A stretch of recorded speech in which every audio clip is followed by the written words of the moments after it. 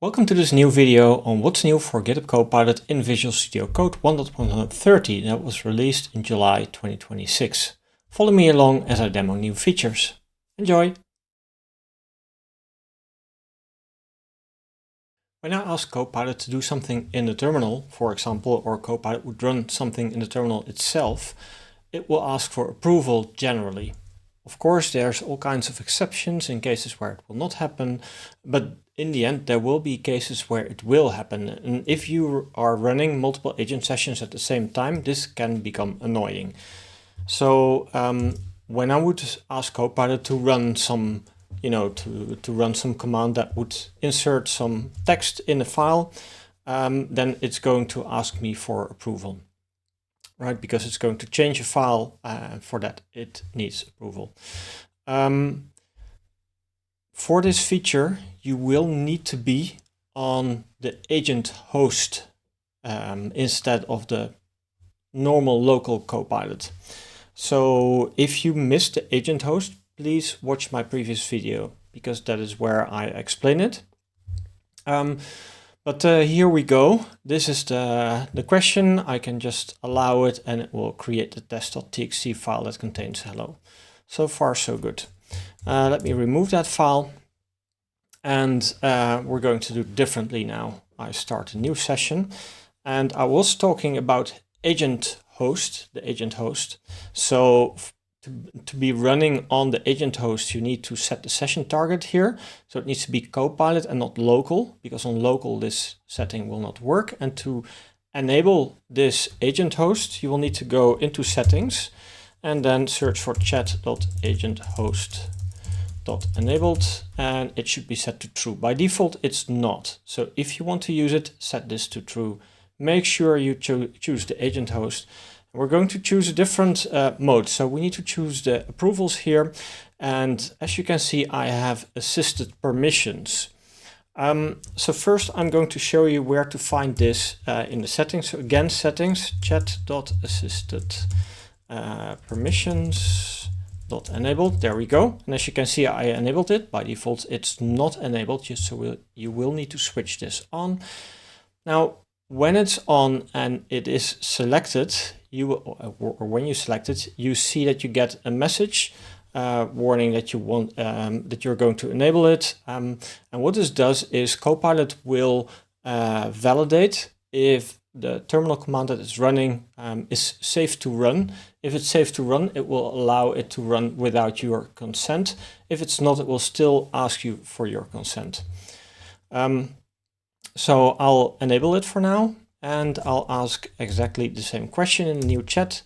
And if all is right, it will execute it without asking me.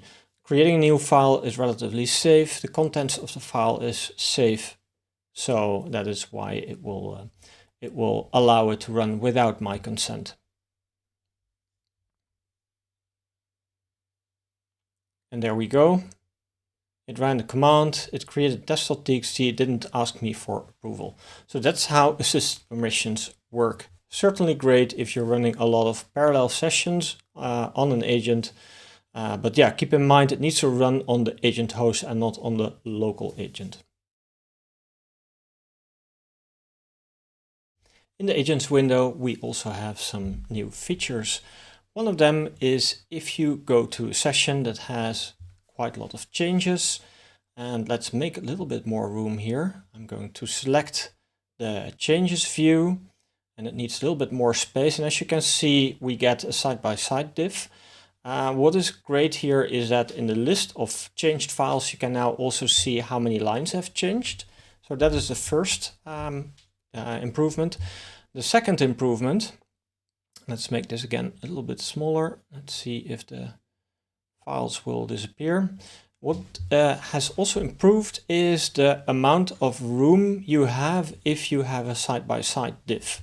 So what is improved is that the line numbers are not indented anymore. So previously you would have old and new line numbers that is now condensed into one. So there's one column. What is also done, just like on github.com when you do a diff view, it will hide not changed rows. So you can expand and collapse here. And well, this file was not that interesting. Let's see if we have a file that where, yeah, here you can see lines are hidden, and we can change this at file level. So I can expand and then it will show non-changed lines, and I can collapse and then it would be more compact. So yeah, a lot of changes to get more room for the actual content of your files when viewing a div. The next one is, we need to hide this again. So let's remove this and get back to this bar. In the last video, I introduced the chats here, the quick chats. For this, you need to have the agent host enabled, because otherwise you won't see them.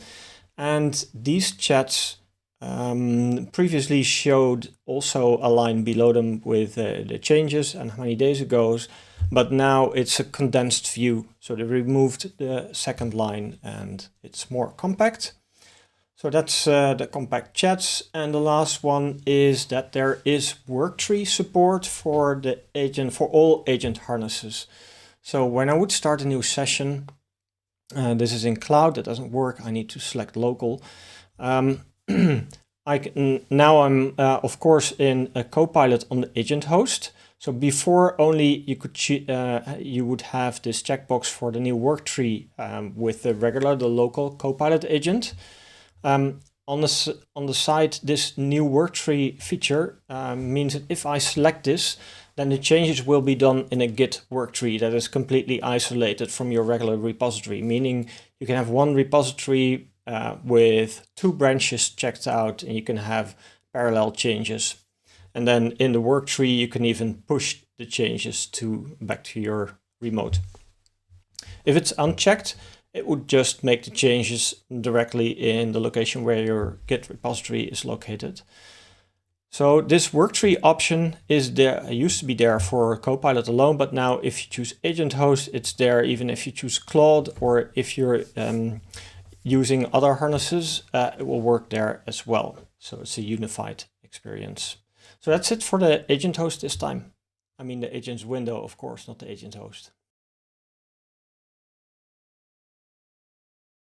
It's always useful to get more information on the chat interaction that you have with Copilot. What has been added is the length of the session. So I have a session that is completed here. And as you can see the completion time, but if you hover over it, over the time, then it shows the amount it took to get there. So in this case, it was a little bit less than 2 minutes.